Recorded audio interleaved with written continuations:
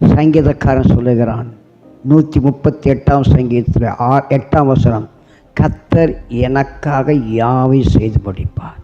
இந்த காலை வேளையில் பலர் மேலே நம்பிக்கை வைத்து பல ஜோசியக்காரர்கள், மந்திரவாதிகளை, பல பில்லி சூனைகளை நம்பி ஓடி இவள் இது எனக்காக செய்து முடிக்கும் என்று ஓடிக்கொண்டிருக்கும் வாழ்க்கையில் ஆண்டவனை பார்த்து சொல்கிறார், அவையெல்லாம் ஒன்று உனக்கு விடுதலை தராது, அவையெல்லாம் காரியங்கள் வாய்க்க பண்ணாது.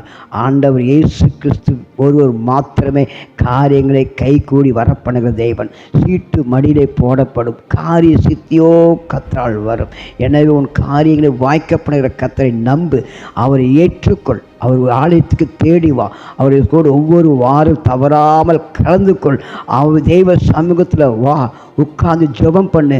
கர்த்தர் நீ நினைப்பதற்கு மேலான கனை வாய்க்க பண்ணி கைகூடி வரப்பட தெய்வனோடு கூட வாழ்நாள் முழுவதும் கூட இருப்பாராக. கர்த்தருக்கே மகிமை உண்டாவதாக. ஆமென்.